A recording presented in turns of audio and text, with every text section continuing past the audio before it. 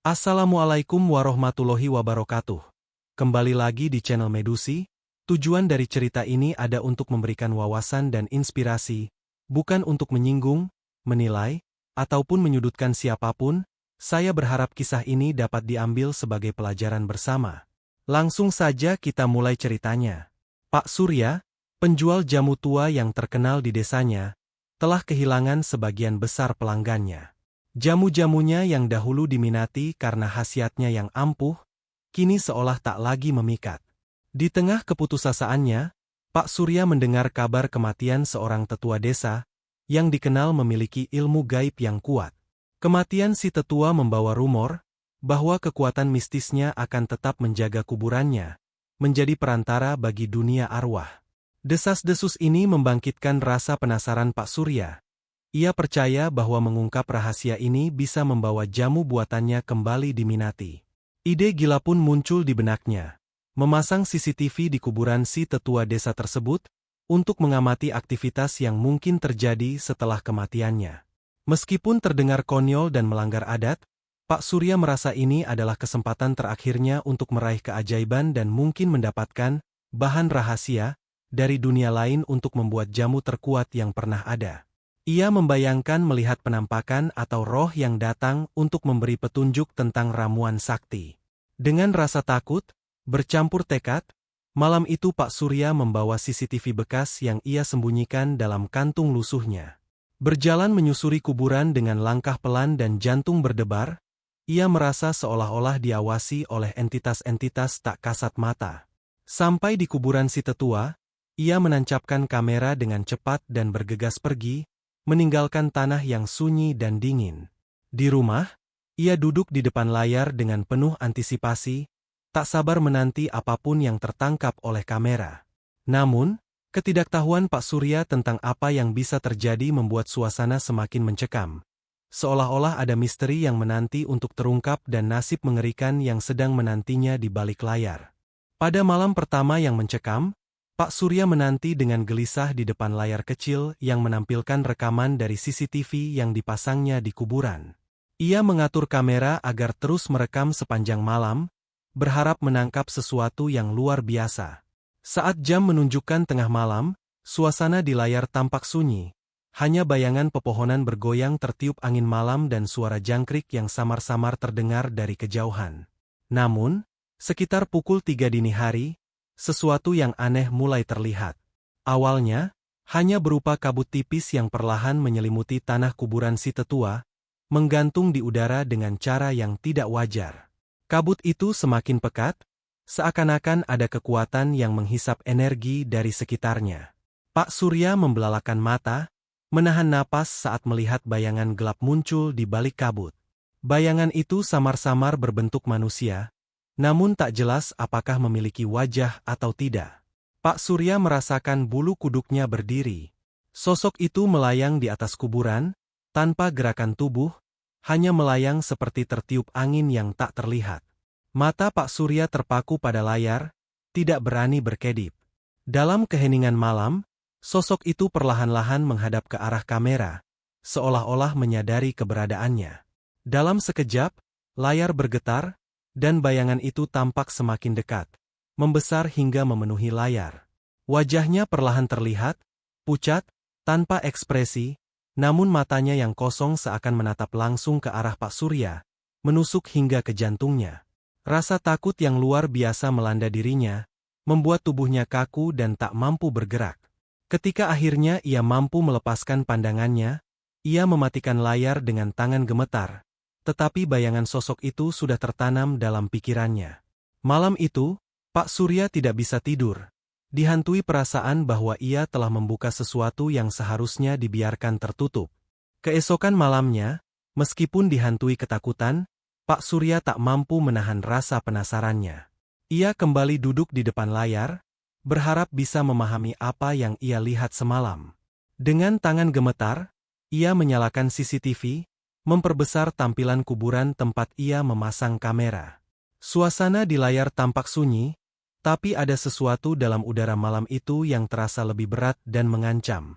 Seolah-olah kuburan itu tidak lagi sekadar tempat peristirahatan, melainkan gerbang menuju dunia lain. Sekitar pukul 3 pagi, tepat seperti malam sebelumnya, kabut kembali muncul. Namun kali ini, kabut itu lebih tebal, menyelimuti seluruh area kuburan, membuat pohon-pohon di sekitarnya tampak kabur dan menyeramkan. Pak Surya menahan napas, merasakan hawa dingin merayap di kulitnya meskipun ia berada jauh dari tempat itu. Tiba-tiba, sesosok bayangan gelap muncul dari dalam kuburan, perlahan bangkit dari balik nisan. Pak Surya membelalakan mata saat sosok itu, yang tinggi dan menjulang, mulai melayang di udara dengan gerakan yang tidak wajar. Bayangan itu mendekati kamera, semakin jelas memperlihatkan detail tubuhnya yang menyerupai manusia, tetapi dengan wajah yang kosong dan kulit yang pucat keabuan. Ketika sosok itu melayang semakin dekat, Pak Surya merasa seperti ditarik ke dalam layar. Bayangan itu tiba-tiba berhenti, tepat di depan kamera, dan menatap lurus ke arah Pak Surya. Sorot mata sosok itu hitam pekat, dalam, seperti pusaran tanpa dasar. Lalu, tanpa peringatan, sosok tersebut mulai tersenyum. Senyum menyeringai yang sangat lebar dan tak natural, membuat wajahnya terlihat lebih menyeramkan. Seketika, layar CCTV mulai bergetar, seolah-olah ada gangguan yang kuat. Sosok itu mulai bergerak maju, tangannya yang panjang menjulur ke arah kamera, seakan-akan ingin meraihnya. Pak Surya, yang awalnya terpaku, merasa tercekik oleh rasa takut yang tak terkatakan. Ia merasakan hawa dingin menusuk dari layar, seolah-olah sosok itu sedang mendekatinya bukan hanya dalam gambar, tetapi dalam kenyataan. Pak Surya panik dan langsung mematikan layar. Tubuhnya gemetar hebat, dan keringat dingin mengucur di dahinya. Ia menyadari bahwa apa yang ia lihat bukan sekadar penampakan biasa. Kuburan itu, sosok itu, sepertinya menyimpan kekuatan gelap yang marah atas gangguannya. Pak Surya sadar bahwa ia mungkin telah mengusik sesuatu yang tak seharusnya diganggu, dan kini ia harus membayar akibatnya. Keesokan paginya, Pak Surya terbangun dari tidur yang penuh mimpi buruk. Dalam mimpi itu, sosok bayangan dari rekaman CCTV terus mengejarnya, memanggil-manggil namanya dengan suara berat yang mengerikan. Meskipun lelah dan merasa was-was, Pak Surya mencoba menganggap mimpi itu hanyalah sisa dari ketakutannya tadi malam. Namun, saat ia membuka pintu rumahnya, darahnya seakan membeku. Di depan pintu, terdapat sebuah tulisan besar berwarna merah menyala, "Jangan ganggu kami." Tulisan itu tampak basah dan seperti dicoret dengan tangan kasar. Pak Surya bergidik, merasa seolah ada mata yang memperhatikannya dari setiap sudut. Aroma tak sedap menguar dari tulisan itu, membuatnya mual. Meski ketakutan mulai menguasainya, Pak Surya tetap merasa terpikat oleh misteri kuburan itu. Malamnya, ia tak bisa menahan dorongan untuk memeriksa rekaman CCTV sekali lagi. Ia berharap bahwa mungkin, hanya mungkin, ia bisa menemukan petunjuk tentang apa yang sebenarnya terjadi. Ketika rekaman dimulai, suasana malam di kuburan tampak semakin tidak wajar. Kabut tipis yang tadinya hanya melingkari kuburan, kini seakan memenuhi seluruh layar, menutupi pandangan kamera hampir sepenuhnya. Namun, tiba-tiba, kabut itu menyibak, dan sosok yang sama kembali muncul. Kali ini, bayangan hitam itu tidak hanya berdiri, sosok itu tampak bergerak, menyentuh tanah di sekitar kuburan dengan gerakan perlahan dan teratur, seperti sedang mengukir sesuatu di tanah. Pak Surya memperbesar tampilan, berusaha melihat apa yang sosok itu lakukan. Namun, saat ia fokus pada layar, suara bisikan samar mulai terdengar. Suara itu datang dari arah layar, seperti angin yang berdesir, namun jelas membentuk kata-kata. "Kami tidak suka diusik," suara itu berkata, penuh dengan kemarahan yang menggetarkan. Tangan Pak Surya gemetar, tapi ia tetap menatap layar, meskipun ketakutan menguasainya. Sosok itu mendongak, menatap lurus ke arah kamera, dan kali ini, matanya tampak lebih tajam dan menyeramkan. Seolah-olah ia memiliki kemampuan untuk melihat langsung ke dalam jiwa Pak Surya. Suara bisikan itu kembali, semakin keras dan tegas, "Jika kau mencari rahasia, kau harus siap dengan harga yang akan kau bayar." Tiba-tiba, layar CCTV kembali bergetar hebat, dan suara gemuruh bergema dari dalam layar. seolah ada ribuan suara yang bersatu meneriakkan kata-kata yang sama. Tulisan merah di depan rumahnya, peringatan dalam mimpi buruknya, dan bisikan ini seolah-olah mengisyaratkan bahwa ia telah mengusik sesuatu yang berbahaya. Teror semakin menjalar, dan Pak Surya mulai merasa bahwa ia sedang berada dalam bahaya yang lebih besar daripada yang pernah ia bayangkan. Sampai pada malam terakhir, ternyata malam itu menjadi kutukan abadi bagi Pak Surya. Malam itu, setelah hari yang dipenuhi ketakutan, Pak Surya merasakan firasat buruk menyelimuti dirinya. Ia menyalakan CCTV untuk terakhir kalinya, berharap ini bisa memberi jawaban atau setidaknya penutupan atas kengerian yang telah ia ciptakan sendiri. Layar tampak tenang untuk beberapa saat, hanya menunjukkan kuburan yang sunyi dalam gelap. Namun, semakin larut malam, suasana mulai berubah. Kabut kembali turun, lebih tebal dari malam-malam sebelumnya, mengaburkan pandangan hingga nyaris tak terlihat apapun. Tepat pukul 3 pagi, suara berat kembali terdengar dari layar, lebih jelas dan dekat. "Waktumu sudah tiba, Pak Surya."